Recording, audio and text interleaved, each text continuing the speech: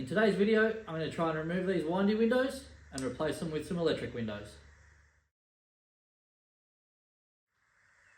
If you've already seen the last video I put up on the VL where I reinstalled all the dash into the car, you'll know that I've got a complete Calais interior for this VL, including the door trims hanging up on the wall. The reason they're still hanging up on the wall is my car is not a factory power window vehicle, so it's only got the wind-up windows, and I couldn't bring myself to cut holes in good door trims to install them in my car. To install power windows into this car, I'm obviously going to need a full set of power window regulators, along with the factory-style wiring loom. I've looked everywhere for a wiring loom for a long time, and couldn't find anything cheaper than around $600 to $1,000 for a second-hand loom, which is for something that's 40 years old, I think is not realistic. So that's why when I saw HOLDCOM car parts have a brand new reproduction wiring loom for $450, I thought that'd be crazy not to grab one. They come with all the grommets to go through the doors and into the pillars of the car. So I thought today, why not have a crack at trying to install them? HOLDCOM say this is a direct copy of the factory loom. They've pulled apart a VL and copied it, including all the correct plugs, so that everything will be plug and play with the factory style power window regulators and central locking actuators.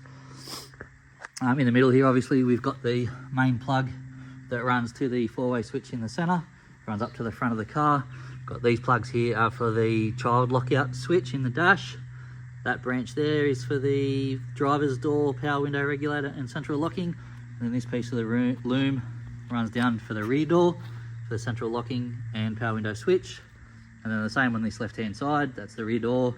Then we've got the front door switch and actuator, and the main plug that would go up and plug into the factory wiring loom if your car came with power options. If it didn't, HOLDCOMs give you this extra plug with a couple of feet of wiring so you can wire your own power to the loom. It's obviously a good idea to use the 25 amp circuit breaker that comes from factory, or at least an inline fuse and a relay to supply power to this loom. The first thing you need to do is remove the manual window regulators. This is achieved by removing the adjuster bolts and drilling out the rivets before manoeuvring the regulator out of the door skin. For the rear doors, you'll need to remove the 4 bolts that hold the glass to the cables before you can drill out the top rivets and remove the regulator. Next up, you'll need to drill 8 22mm holes for the wiring and grommets to pass through. Thankfully, the locations for these holes are marked from factory by these dimples. I used a 22mm metal hole saw on an impact driver, which made light work of the job. With the manual regulators removed and all 8 required holes drilled in the A and B pillars and doors, I vacuumed out the door cavities and moved on to installing the electric window regulators. The fronts are super simple to install as they are basically the same design as the manual regs and mount the exact same way. The rears are slightly more complicated due to their cable and pulley design, but they're not as hard as people will have you believe. If you mount the body of the regulator first and use these diagrams, you should have each side sorted in about 10 to 15 minutes each. The important part to remember is to wind the cable at least 1.5 to 2 turns onto the drum before following the cable path. Now my regulators are in and tested as working, I can start to install my new loom. Unfortunately, my phone decided to eat the footage of me routing the main part of the loom through the car, but it's pretty basic. Basically, I started in the center here next to the main window switch and rang the center part of the loom up the side of the transmission tunnel and then up under the dash. Initially, I just laid it across the footwells to sort out the length and where everything had to go, including connecting it to the back of that button there, which is, I believe, is the rear window lockout.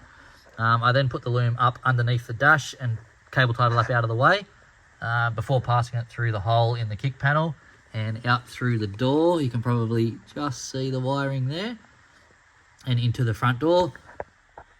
After getting the wiring into the front door, I then took out the plastic scuff plate off the sill, rolled the carpet back out of the way, removed that cover from where the seatbelt reel bolts into the pillar, and removed the plastic protector from behind there, and passed the wiring up through the pillar and out into the door. You can see there where the wire comes out of the B pillar and into the door, along with the grommets installed that HOLDCOM give to you. They're a perfect fit for the 22mm hole, and they've basically just got a split in one side, so you can pass all the cabling through into the doors first and then install the rubber grommets once you've got the cables connected and cable tied out of the way where you need them.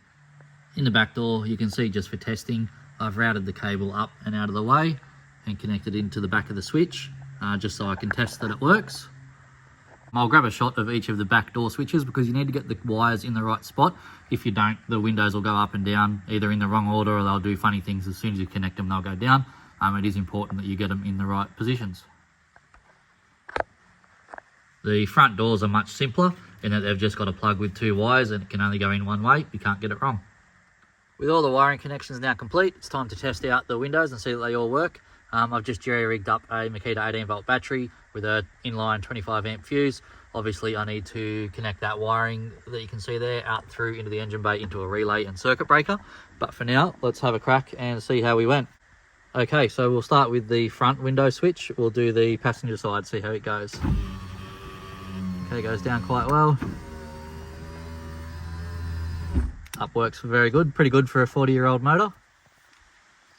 And now on to the driver's side.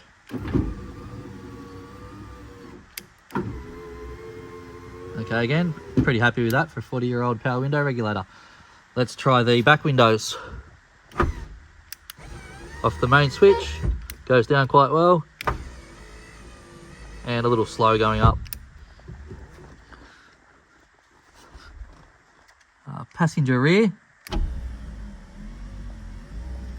little slow going down, and my 4-way switch is not in very good condition, so that won't go up off this button, but we'll try the rear button. Okay, here we go. A bit slow but still functioning, and obviously the up and down functions both work on the rear button for the passenger side.